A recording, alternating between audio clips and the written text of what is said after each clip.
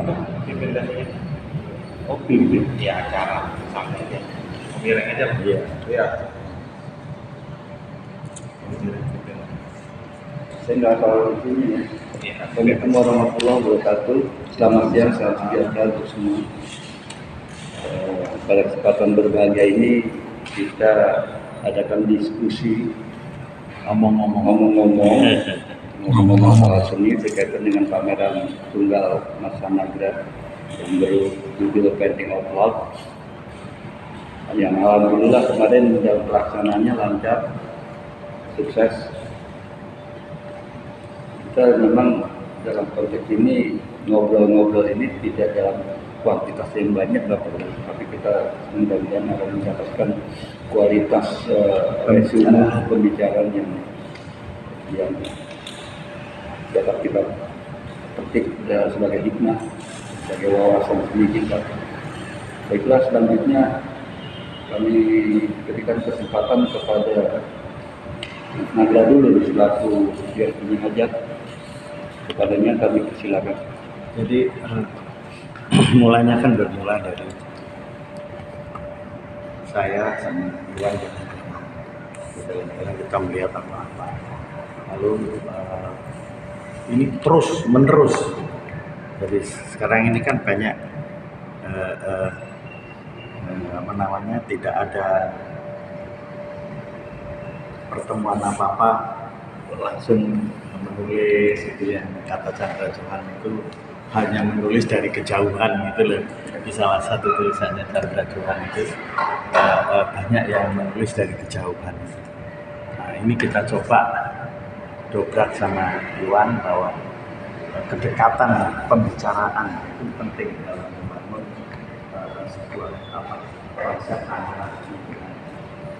Kita ngomong-ngomong itu di Taman Ismail Marzuki itu ya, kita akan apa untuk judul pameran ini, untuk tema pameran ini apa gitu.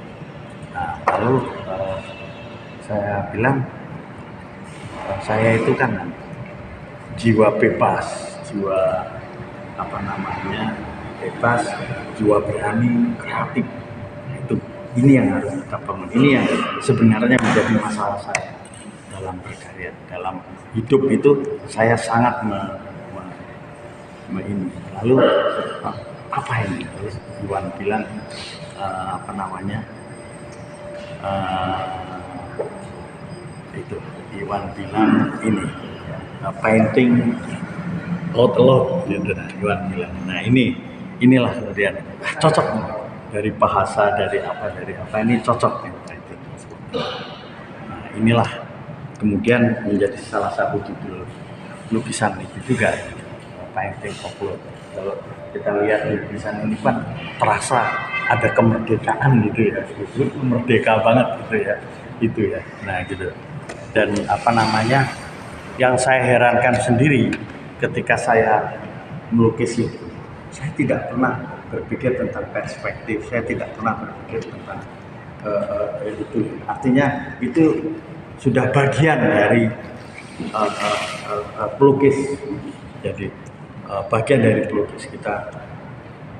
Begitu selesai, loh ternyata perspektifnya terbangun, terus komposisi terbangun, semua terbangun.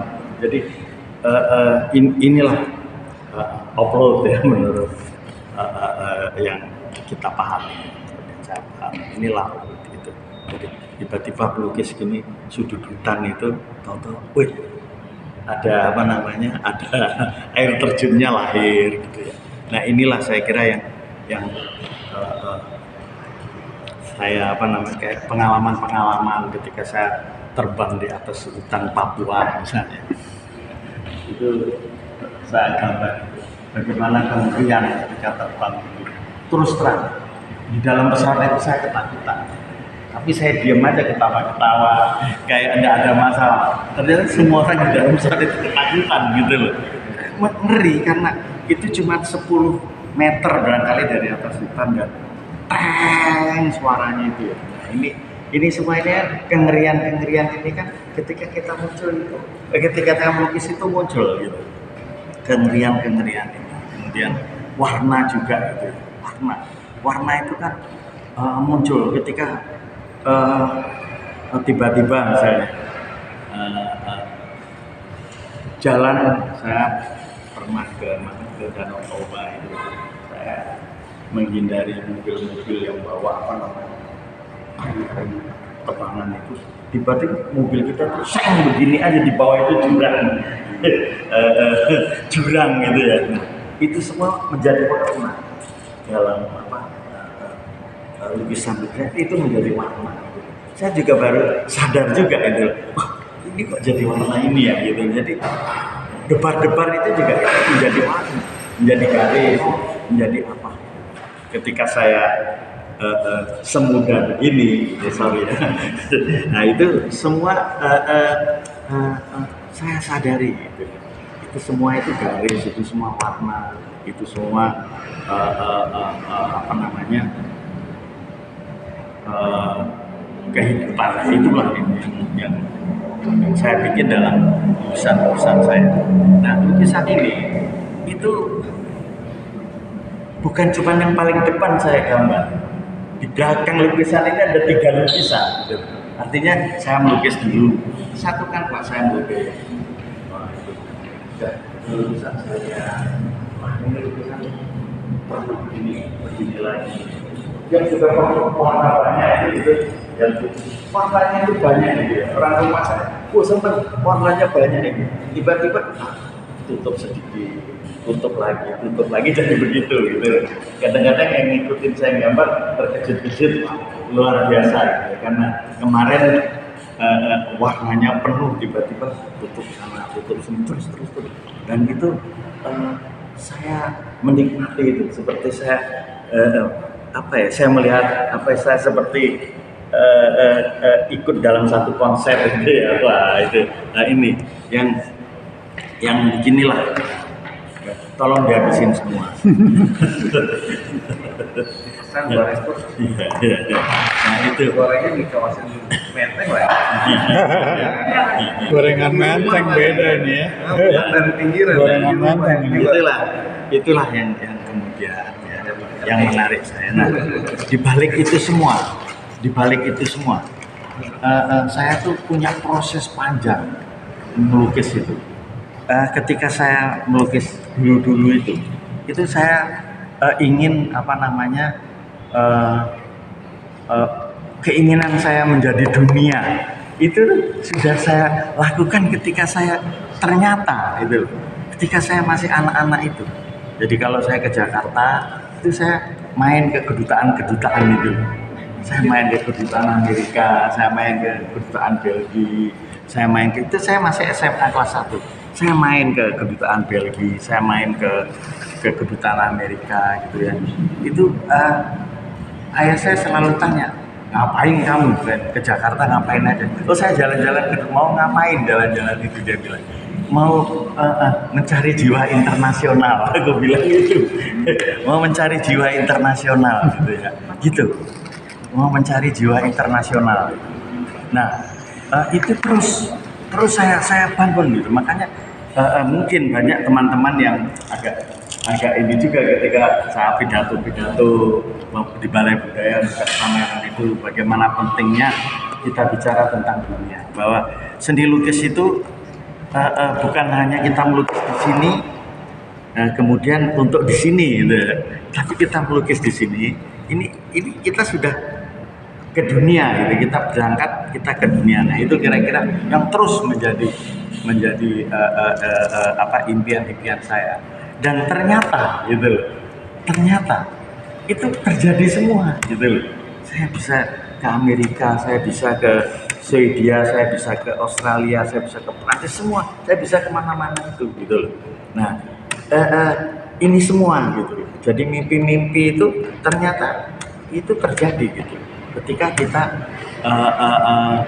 terutama ketika kita berkesenian, karena seni ini sebenarnya bagian yang penting kalau kita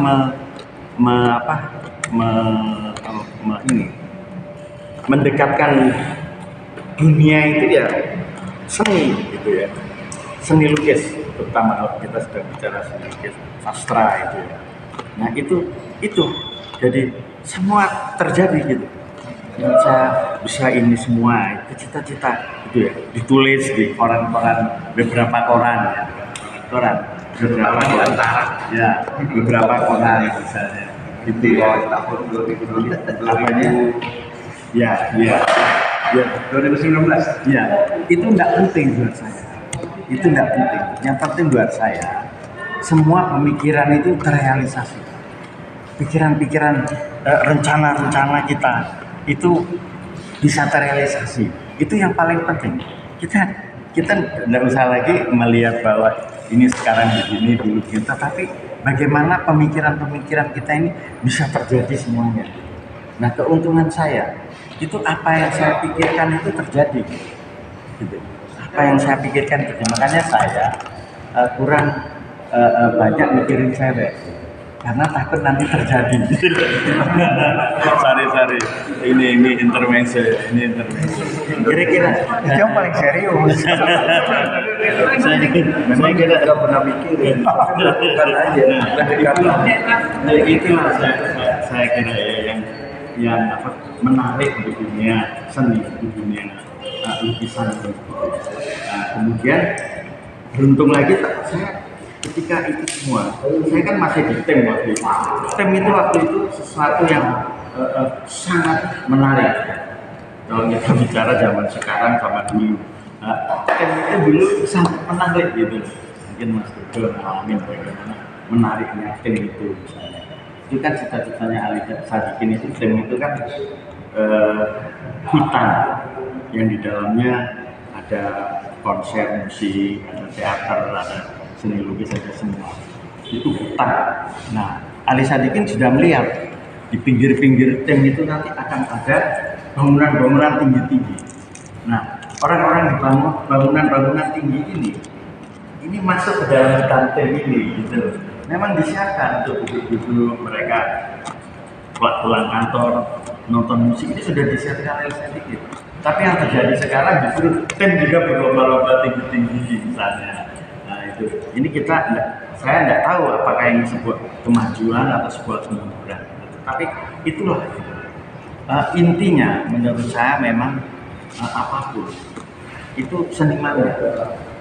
Bisa tidak senimannya itu memanfaatkan tim yang ada itu misalnya menjadi sebuah gerakan kesenian. Jadi bukan tempat, bukan apa-apa, tetapi bagaimana seniman-seniman itu mengolah pikiran-pikiran dari tempat-tempat itu menjadi bagian yang menarik untuk membangun kesenian.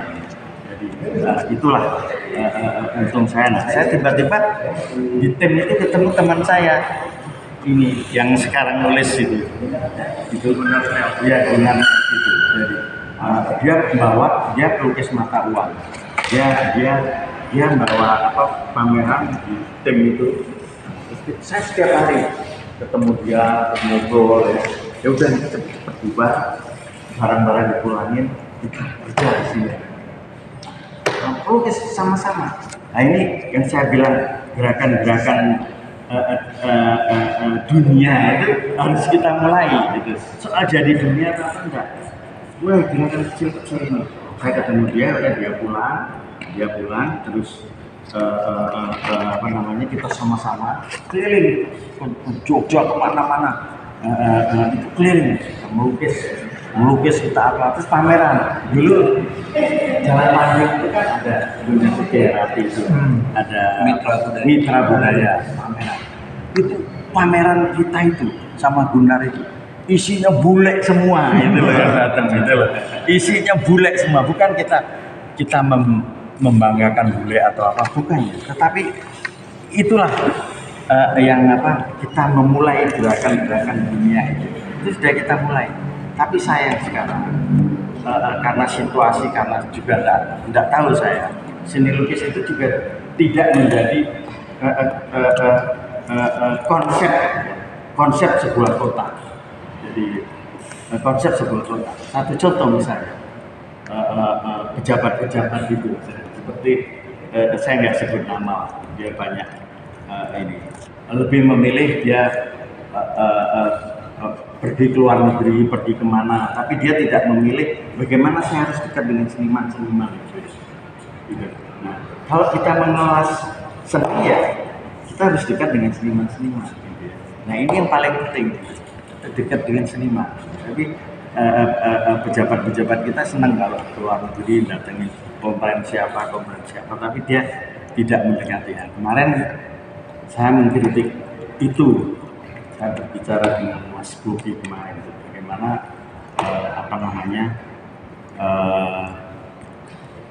Dirjen Kebudayaan itu harus bisa mendekati seniman-seniman.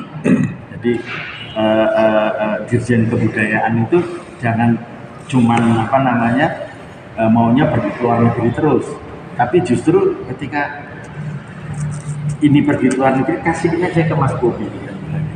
Jadi yang muda-muda yang berangkat ke sana itu gitu loh. Jangan kita lagi. Nah, tugas kita itu mendekati seniman-seniman ini. Apa permasalahan seniman yang paling penting ini dalam membangun Indonesia, dalam membangun kebudayaan, dalam membangun seni menjadi dunia ini? Apa yang kita lakukan? Ini yang paling penting saya kira. Nah, itulah semakin lama ya itu akhirnya gitu. Semua terjadi. Semua yang paling penting itu bagaimana menjadikan pemikiran-pemikiran ini. Tiba-tiba saya diundang ke Filipina, tiba-tiba begini, semua terjadi. Pikiran-pikiran yang saya lakukan awalnya itu saya tidak tahu apa ini bisa terjadi benar atau enggak. Akhirnya ya saya bisa melihat. Nah itulah bisa pameran sama-sama teman-teman, bisa apa. Nah itulah yang saya kepingin sekali. Bagaimana teman-teman sekarang itu berpikir tentang itu. Ini saya kira yang saya yang saya mauin di dalam pameran ini. Terus terang ini kebahagiaan, saya bahagia sekali ya. Dan kebetulan juga pameran kemarin misalnya dibuka sama Duta Besar Polandia itu ya yang kita mau. Itu juga kita perdebatkan itu. Untung saya sudah punya hubungan baik dengan Polandia. Itu sudah lama. Polandia, Hungaria itu dekat sama saya, Swedia. Saya pameran di Galeri Millennium, itu yang buka Duta Besar Swedia. Dengan nyonya yang cantik itu, Rendra juga datang. Terus banyak itu di Galeri Milenial. Dulu itu yang di sana itu. Yulianto. Ya, Yulianto. Terus yang di sini juga dibuka. Lah, ada menteri yang hebat, Pak Fuad Asad. Itu ketika Pak Fuad itu seni lukis itu seperti terbang-terbang gitu. Saya punya galeri di mana itu dulu itu yang Karbela. Itu datang, itu Karbela, itu kecil sederhana ya, tapi Pak Fuad datang. Pak Fuad kagum. Ini saya kagum dengan namanya Karbela. Apa itu Karbela? Karet belakang ternyata gitu loh. Karet belakang itu datang. Terus duta besar juga datang. Ada duta besar yang datang ke Karbela itu. Galeri kecil tapi didatengin dibuka oleh duta besar. Terus ada juga dulu siapa itu selebritis kita itu buka. Semua itu galeri kecil kita itu. Nah itu semua. Jadi kita bangun dengan cita-cita, dengan niat mau apa kita gitu ya, mau apa kita. Nah, saya juga sudah 20 tahun saya gitu, dari Aceh sampai ke Merauke gitu ya. Itu juga cita-cita dari Aceh ke Merauke itu. Jadi aku tuh mimpi banget ya, Asmat tuh kayak apa sih gitu. Saya tidak percaya kalau tiba-tiba saya bisa tidur 1 bulan di Asmat.